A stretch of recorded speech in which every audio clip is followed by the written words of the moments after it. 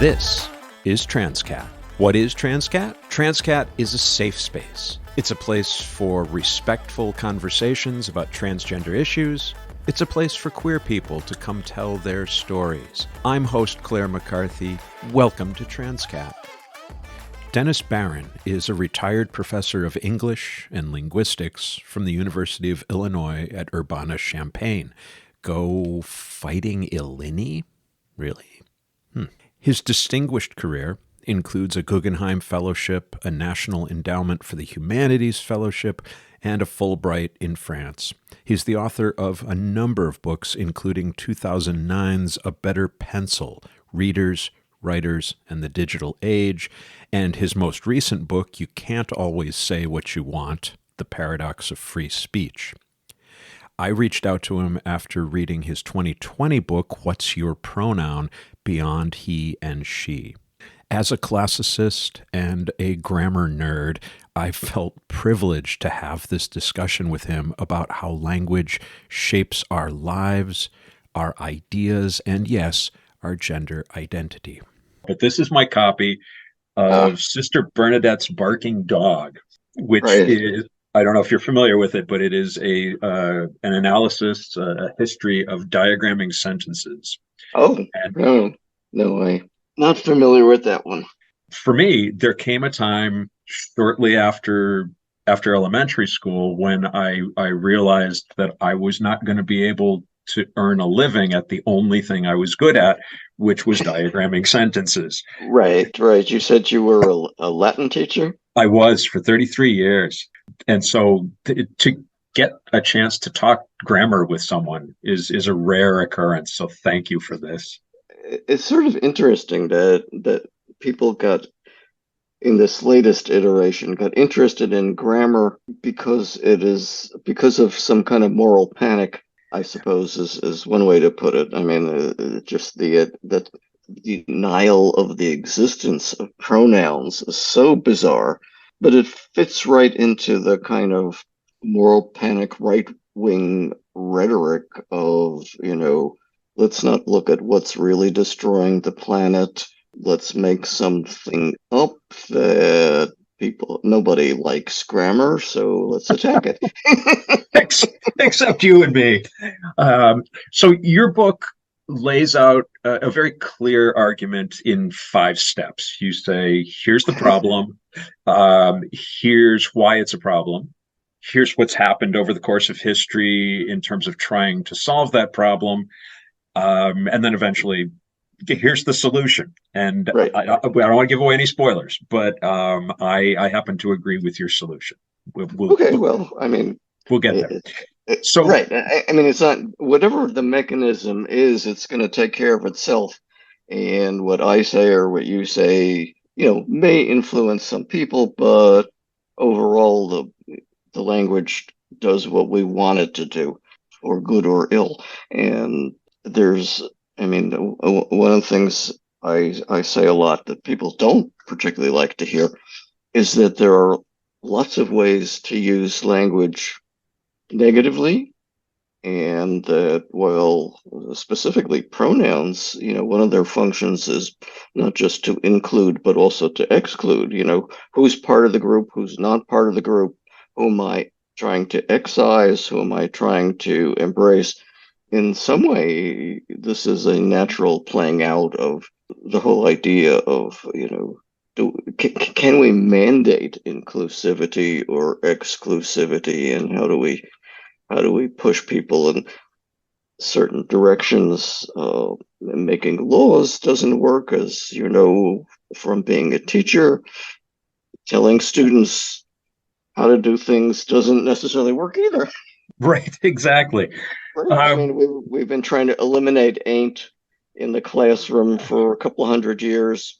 And it's such a great word. Yeah. Why would you want it? Yeah, it ain't working at all. And that's the point. That's one of the great things about the book, is that it draws a distinction between prescriptive grammar and descriptive grammar. There's the way it's, and I'm using air quotes here, supposed to work, the way the grammar books and the teachers in elementary school told us. And then there's the way that we actually use the language. which And is that, always different from the set of rules, whether you're studying it as your first language or an additional language. You talk about things like parts of speech and accepted kinds of linguistic behavior and stigmatized kinds of linguistic behavior. But in fact, people feel that out for themselves a lot, and they carry a lot of the rules and prejudices that they learned either in the school situation or through in the family, in terms of being steered in certain directions, don't swear in front of the grandparents kind of thing, and yet people still swear, even if they had to put a quarter in the swear jar every time they it doesn't messed up. stop you. Yeah. So, it's what we'd like people to do or like them not to do, and what they actually do. And there's a interaction, a tension, maybe, to use a old-fashioned literary term, between those two things, and what comes out is language. Right.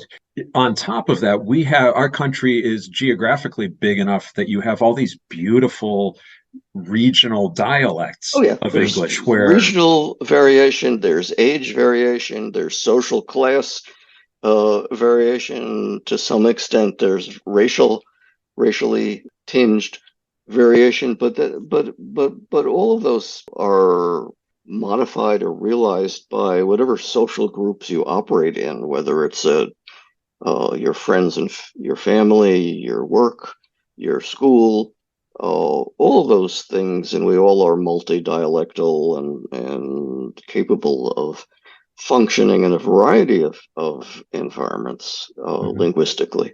which now includes online, right? The And the of rules of, course, yes. yeah. Yeah. How do you interact with your online acquaintances? And people are studying that kind of interaction.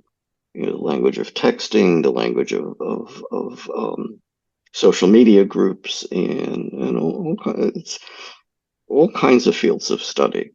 And Yeah. so the gender issue is just one of these things that has become politicized in the last, certainly in the last. I was just doing a radio bit yesterday in Canada, where the province of Saskatchewan has issued a directive. The Ministry of Education issued a directive to all Saskatchewan schools that if a student wants to use a name or a pronoun that is different from their official school records, they have to get parental consent if they are under 16, which Mm. is the cutoff age in Canada, I guess.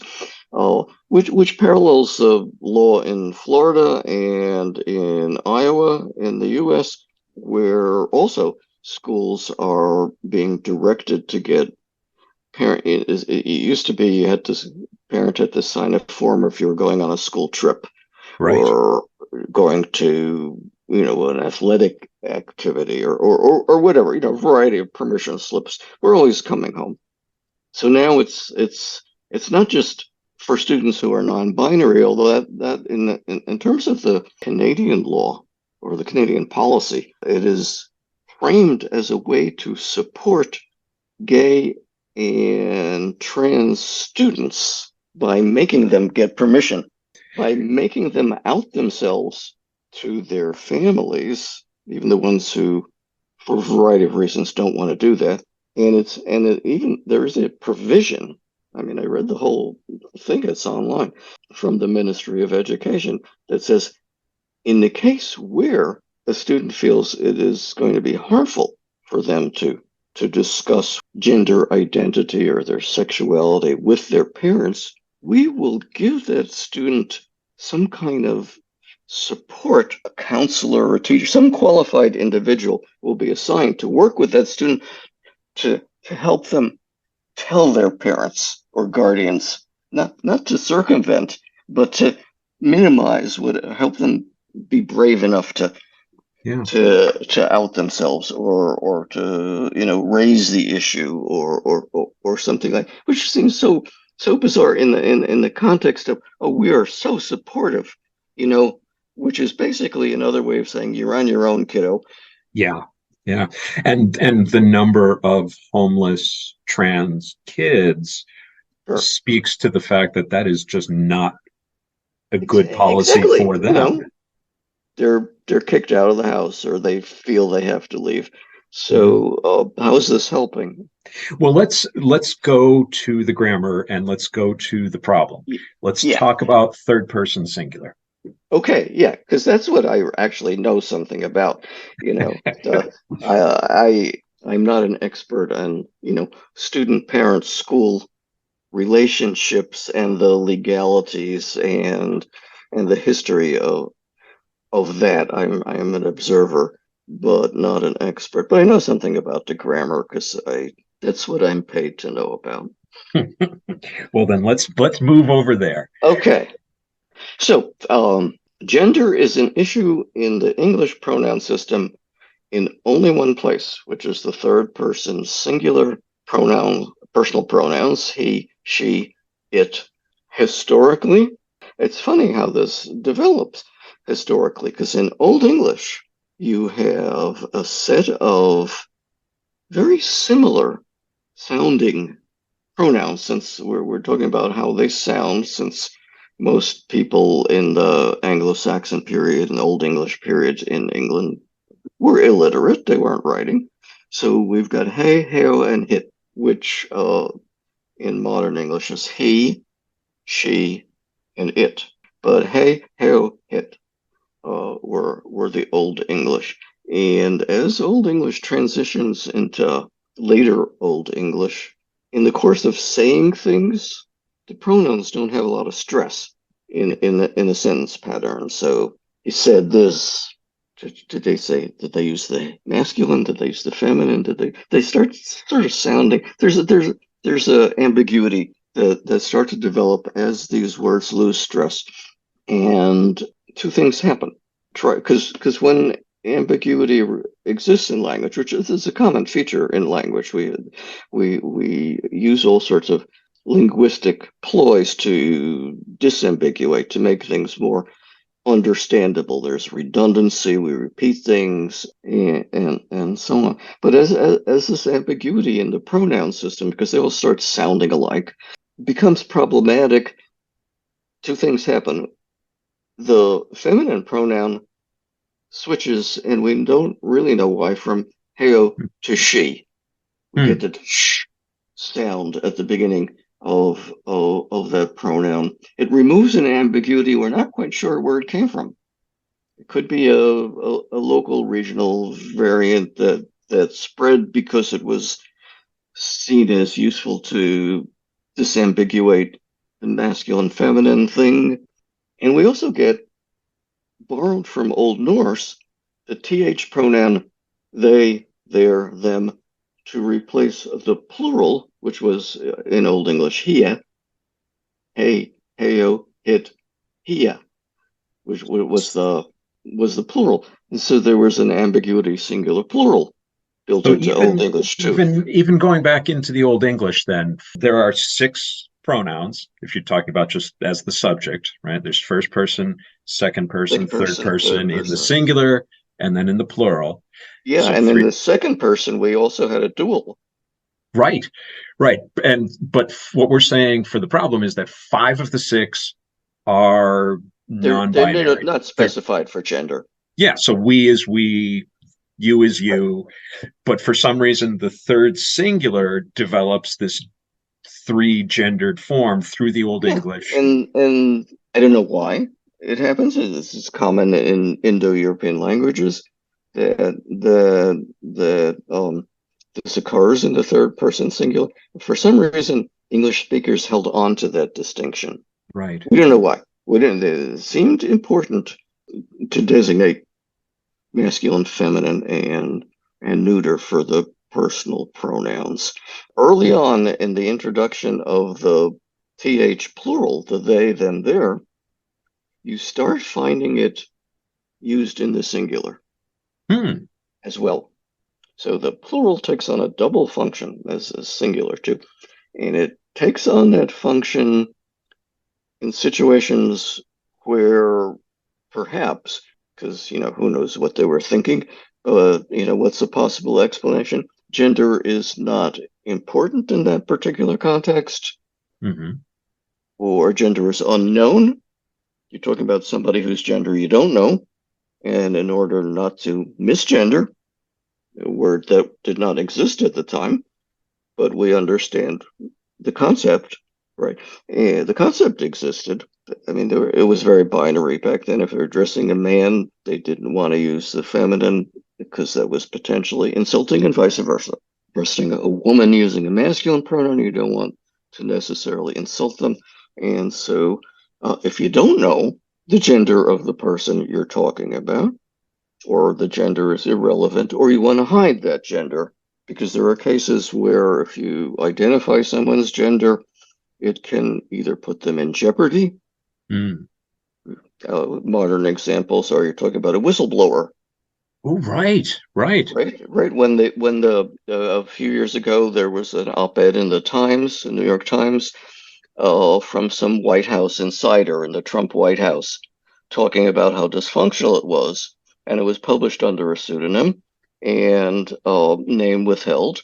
And the editors, in talking about that column, used singular they to talk Good. about the writer in order to make it harder to guess who was, because that person was at risk for retaliation by, that's how they operated in the White House at the time. Right. Well, on a much less serious scale, you, I think, reference writers of murder mysteries. Yes, yes, and that was the other one I was going to mention, is that to make it harder for the reader to figure out who the criminal is, mystery writers will sometimes mask the gender Hmm. using a singular they, or and occasionally using the pronoun it, which is typically in English reserved for inanimates or Yeah, animals, but has been used for babies for a long hmm, time. Babies whose sure. gender is not necessarily known, and used for adults, typically as an insult, Right. de-sexing them. It was common, for example, in the 19th century for American politicians to refer to their opponents as it, rather than, typically they were men, rather than he. So this Right. was an emasculating Well, kind that's of political rhetoric. right. And as you say that, I'm thinking of the scene in Silence of the Lambs where the serial killer is instructing his victim, it puts the lotion on the skin, Uh, using it to depersonalize and right, therefore, dehumanize and make it, yeah. So it's a literary trick as well. So, okay. I mean, there's all kinds of situations where gender is either unimportant, unknown, or needs to be hidden for some Through the reason. course of your book, I ended up keeping a list of the words you used where this might be appropriate and where identifying the gender might be distracting, inappropriate, indefinite, irrelevant, non binary, unclear, unknown, or unnecessarily revealing. For a situation that right now is being blamed on people like me, that's actually a lot of circumstances how this is a problem in the language. And it started to be talked about as early as the late 18th century. So That's where I, that's my contribution to the whole yeah, discourse, that this is not new. This is not a trans originating issue, right. that we've been talking about this. Language people have been talking about it. Literary people have been talking about it for a couple of hundred years. And some of them, the more ambitious ones, let's say, tried to figure out a solution because of there was the competing issue of, is singular they ungrammatical, and you run up against the rule makers in the 18th century, because It's before that it was not an issue. Yeah. It's those darn Latin teachers. That's what it is. They Yes, kept yes. insisting. Well, Oh that yeah. okay, so that's the problem. And as you say in your book, this becomes more than just an academic exercise towards the middle end of the 19th century. And your view on this really ties in with something that I say in my speaking engagements a lot, which is that homophobia and transphobia is really just misogyny with a new coat of paint. Oh yeah, Uh, totally. so Because in that time in the 19th century, who brings this discussion into the real world? right. Well, the 19th century feminists start saying, look, this generic masculine crap is just not working for us. And we get this from Latin grammar, this sort of, the hierarchy of the masculine includes the feminine includes the neuter, the sort of dominant structure of grammatical inclusion. There's nothing to do with biological gender, but of course implicates biological gender because Sure. people just don't make the distinction between grammatical gender and biological gender, especially when they say, "Oh well, French has all these nouns are have gender, and German and Spanish, and how are they gonna neutralize all this stuff?" Well, they're wrestling with that particular Mhm. problem now, in fact, and meeting a lot of opposition, but making some headway too. But English is where it really all begins, this discussion of grammatical and biological gender, and how the pronoun system is just not doing what it needs to do in terms of inclusion. And the generic masculine, if a statute has the masculine pronoun Right. and there is a statute and the book saying that the masculine includes the feminine, unless the case is obviously an exception, suffragists start to say, well, if a voter is he in the statute, and he is supposed to include she, according to another statute, that means we can vote as women. Right. And the courts and the legislatures, who are all run by men, say, nah, that's not quite right, because voting is a privilege, not an obligation. And so the masculine is generic when it comes to obligations, like paying taxes or going to jail. And it is, when it refers to a privilege, like voting or being a doctor or a lawyer, entering a traditionally masculine profession, it has to be specifically granted in each case. The first woman in England, what was her name, Littlefold, who got triple firsts at Cambridge in her law Mm. exams, was refused permission to become a solicitor by the law board, the law society, which is in England is the it's like the bar here. It's the one who says you can be a practicing attorney, because women had never practiced law before. Right. And despite the law in England passed in 1850 that said that masculine includes the feminine in the statutes, since women had never been lawyers before, they can't be women. They can't be lawyers now. And she actually sued them, but because of the law, a woman could not bring suit in court. She had to bring suit under her husband's name, This, and she lost. She lost, of course. right? Yeah. Of course. Yeah. But it wasn't too long after that women were admitted to traditionally masculine professions in England and the U.S. It was a struggle in the U.S. because it had to be done state by state. And in Mm. England, at least, you have a national legal structure. So once you get the right, it applies across the whole country. But in the U.S., except for the voting, had to be done by constitutional amendment. Well, And this it's interesting because before the 19th Amendment was passed, the voting amendment, a number of states and territories did permit women to vote. Hmm. And so there was a split in the states between those that did not allow women to vote and some of the more progressive states, particularly in the West, where it was a low population situation. And I think some of the feeling was that the more people who could vote, the better. So we get representation in Washington and things like that.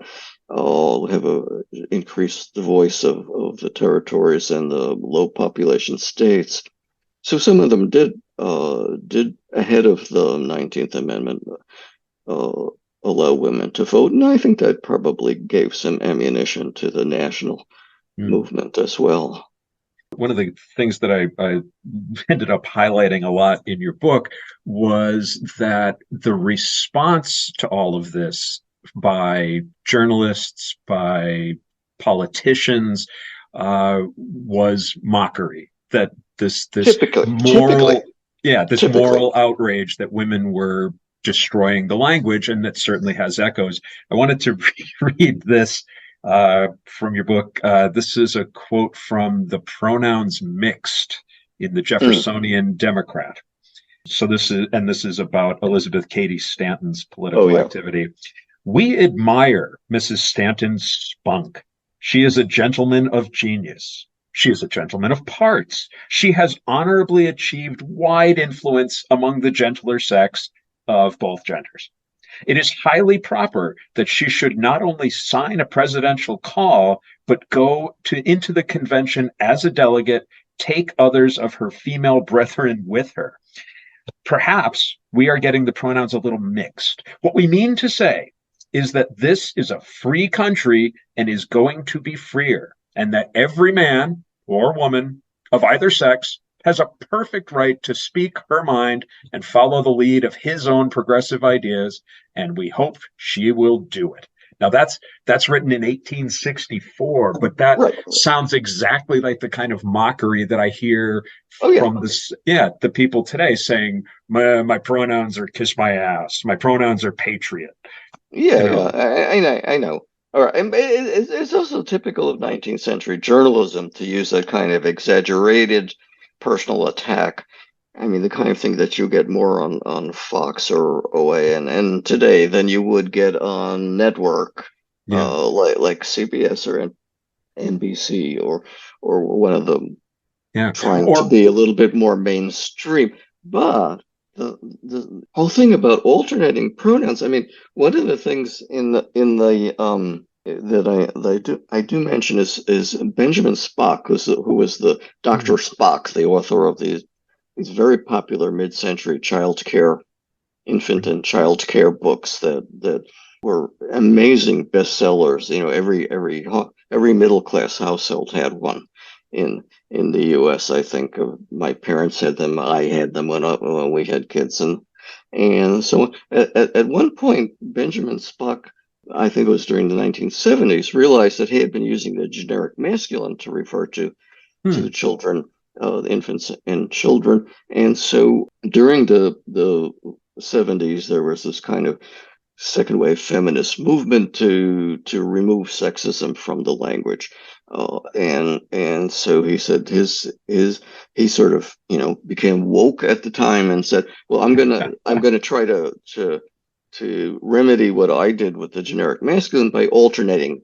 I think he did it by chapter. So one chapter all the kids were he, and the next chapter all of them were she.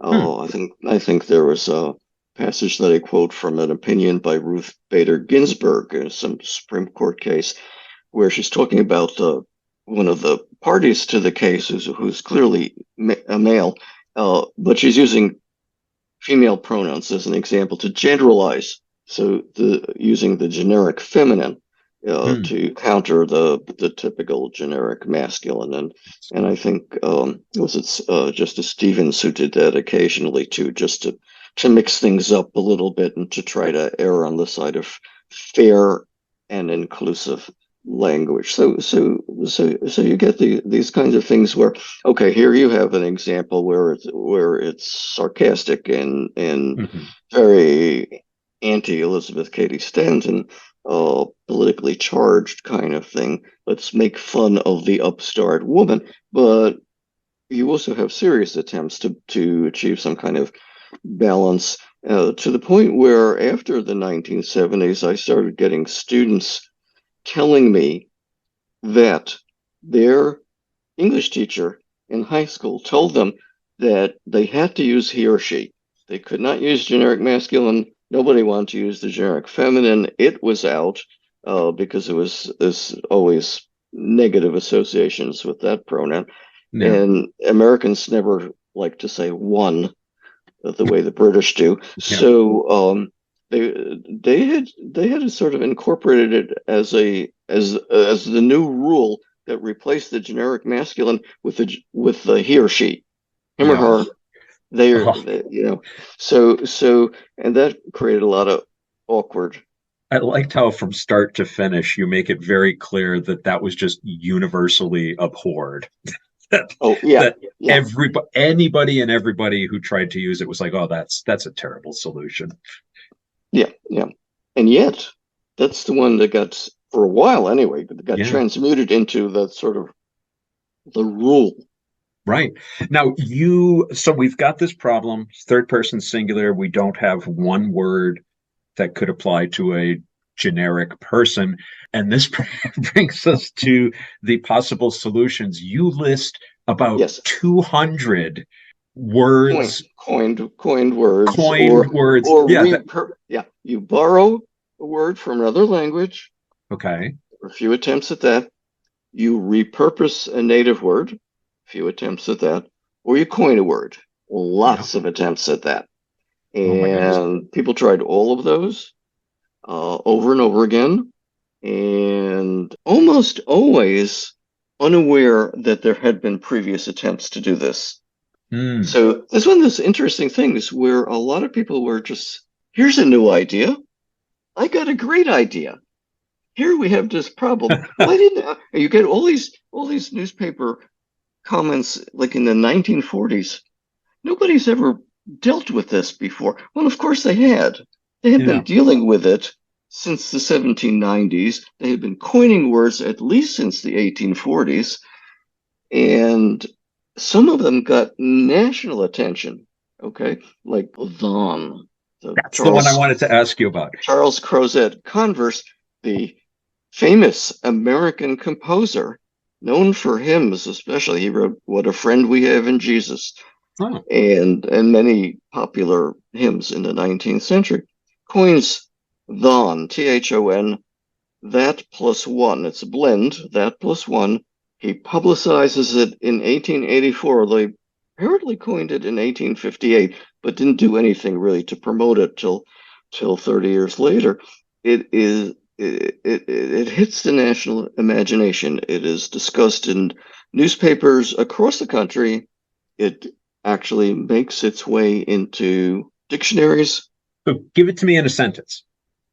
He's talking about, I think, a married couple, the husband and the wife, and he says to refer to them, you would use Thon. So Thon wants to know what time dinner will be ready, something like that. Okay, Or so instead of he or she, or and the and more and and, and so Converse frames it in, because he's also an attorney and he was also interested in aviation.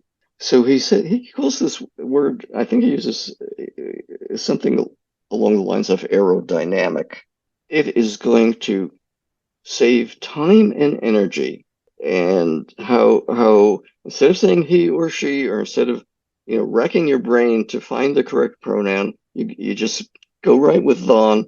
Yeah, I don't think he says it'll reduce printing costs, but that's one of the implications too, that hmm. a lot of reformers say, well, it will speed up communications, more efficiency. Efficiency is the goal. Very modern kind of talk for the late 19th century, influenced by all these new technologies and revolutionary stuff and speeding communication, because you've got the telephone just invented in the 1870s. You've got the telegraph before that. You've got these changes in the communication system, communication technology. And here's a way to modernize the language to make it as efficient as our new means of communication are allowing it to be. And it just all fits together. And so there were a lot of people who took up Thon. And now it's like, who, what? Never heard of it. So it had its, more than 15 minutes of fame. Hmm. It went on for well into the 1970s. There were advocates of Thon Of Thon. uh, who would occasionally pop up in newspaper columns and remind people, oh, we've got a word, perfectly It's good word. it's Thon.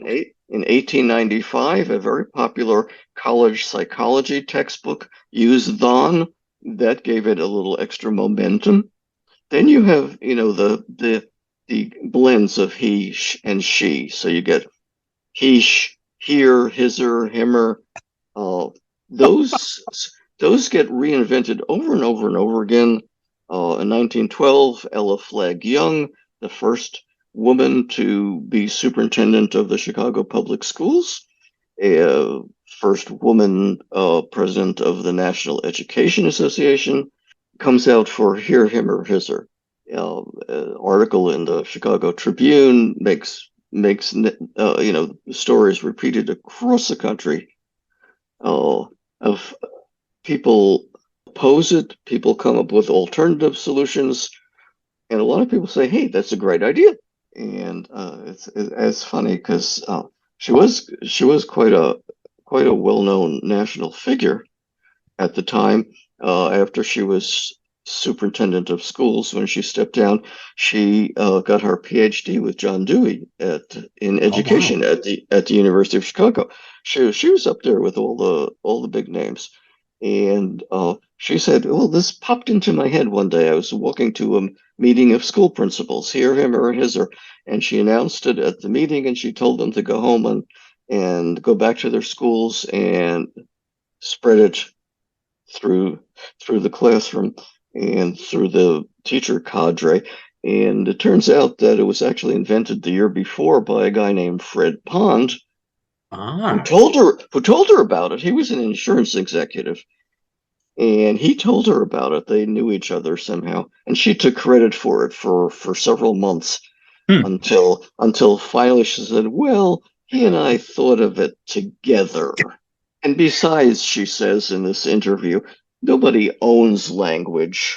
Well, this goes back to what I was saying about prescriptive versus descriptive, Yeah, that most of these, well, let's say all of them, are doomed to failure because they're top down. There's top somebody down. saying, Exactly. here's, and the one in the list that jumped out at me as having any sort of street cred is Yo, Yeah, out of the Baltimore neighborhoods. But I had never heard yo. Yo was always used as an interjection, exactly. but not as a You have pronoun. this fieldwork discovery in Baltimore. I think it's still, if it's still used, it's very localized. Hmm. But it was a fascinating little bit of information, but I don't think it's spread. Well, So probably not. beyond that, yeah. Probably not directly, but I became aware of it through the HBO show The Wire, Hmm. which is Oh yeah. an acclaimed program. But that's where I started to notice that as it was as an exclamation, and I heard it used as a noun as well, referring to somebody as a yo. Um, Okay. I will have to rewatch. I don't, not that I need an excuse. Time well spent. I love that show, but that's interesting. I'll have to rewatch that to see, because I know they did a lot of improv in Yeah. terms of the dialogue on there. So we've got a problem. Now we know why it's a problem. We know some of what people have tried to do to solve it. And really, the solution has been there all the time, has been used by For everybody all everybody, day. Yeah. whatever your gender orientation, whatever your attitude toward prescriptive or descriptive rules, whether you have a political agenda or not, singular they is used by even by people who object to singular they Right. officially, because it is, pronouns are supposed to agree in gender and number, and singular they is plural. So it misses the number agreement part of that so-called rule, but generic masculine misses Yeah.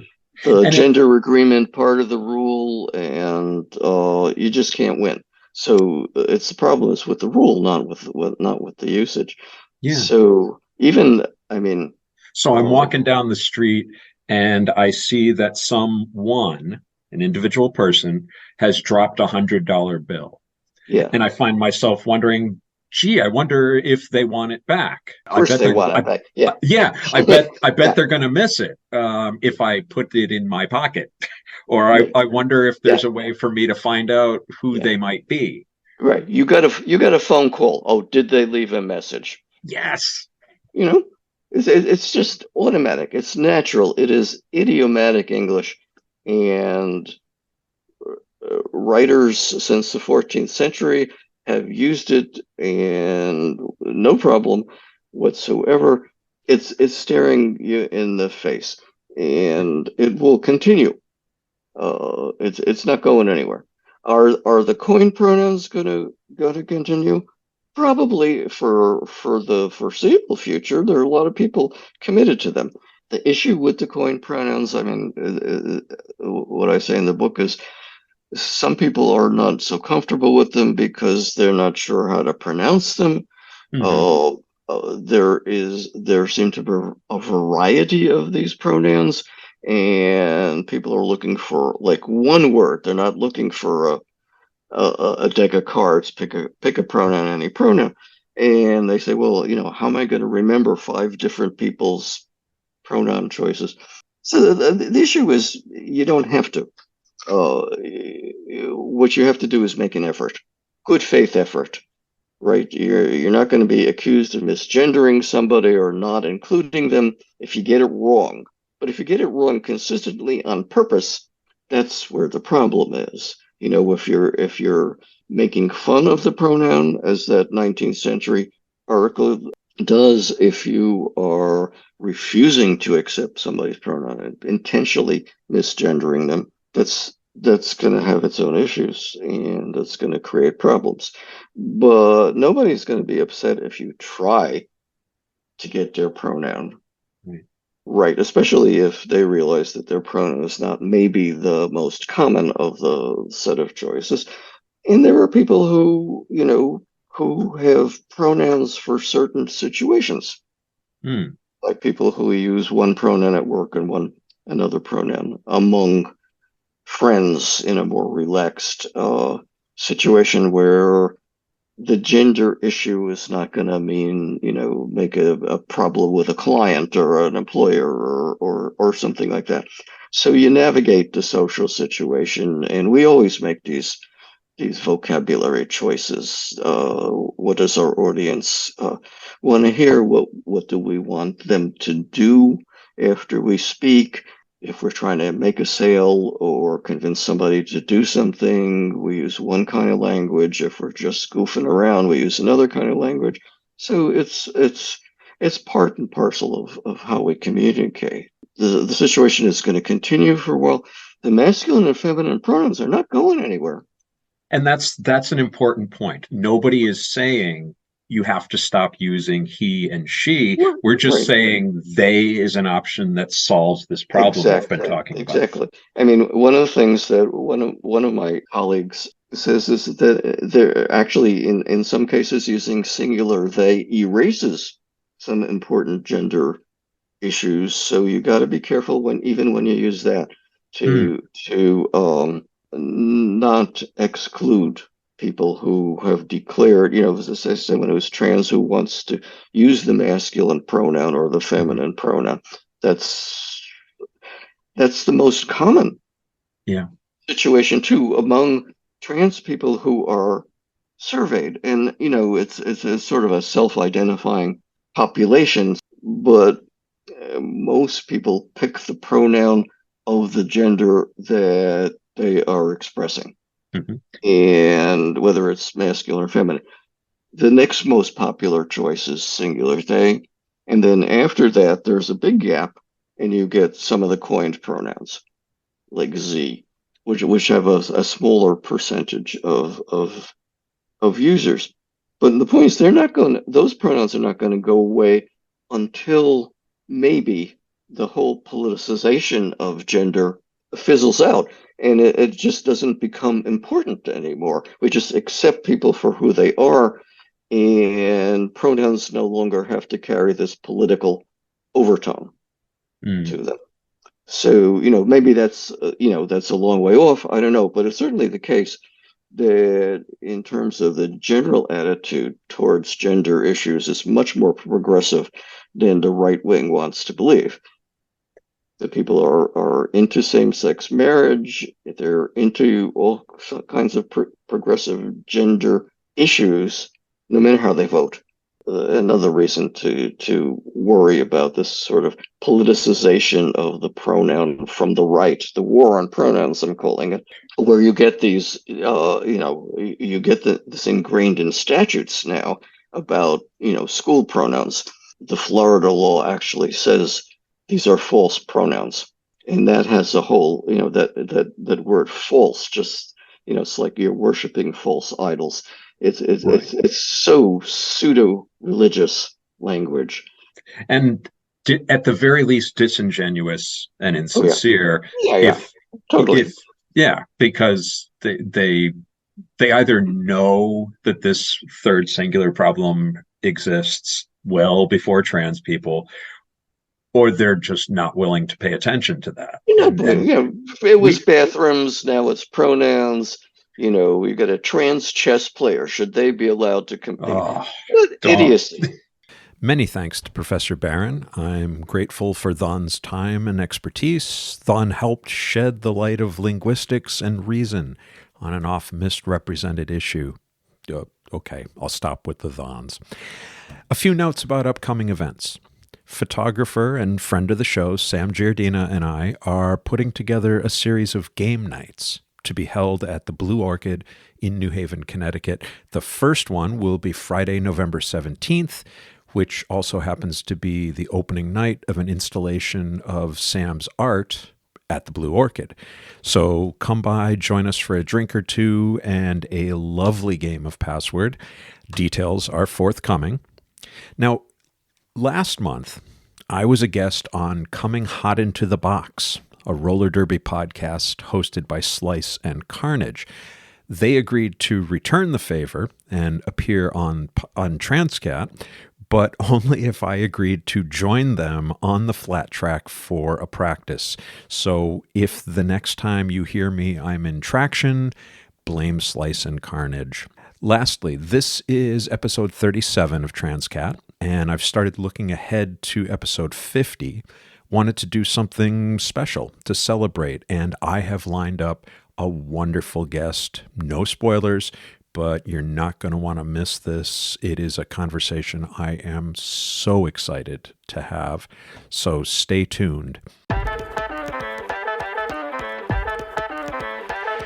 This is Sadie McCarthy. I'm Claire's niece. And you've just been listening to Transqat. It is made by one of my favorite people in the world, Clare McCarthy. Transqat is a production of Transqat Enterprises, LLC. Copyright 2023, all rights reserved. Join us on the web at transqat.com. That's TRANSQAT.com. QAT.com. QAT.com. There you'll find links to Transqat, the blog, writing projects, speaking engagements, and our PayPal donations page. Please consider supporting our mission with your monkeys. Your monies. Your monies. Not monkeys. Please consider supporting our mission with your monies. Any monkeys will be gratefully received as well. Follow Transqat on Instagram, Facebook, Twitter, and YouTube. On TikTok, we are at The Real Transqat. Want to tell your story on air? Or ask Claire a question? What is the deal? She has all the answers. Or suggest a guest or topic for an upcoming episode. Use the contact page at the website. Or or email her directly at crmtranscat@gmail.com. crmtranscat@gmail.com. And thanks for listening. Thanks for listening. Thanks for listening. Thank you for listening. Thanks for listening. Thanks for listening. Bye.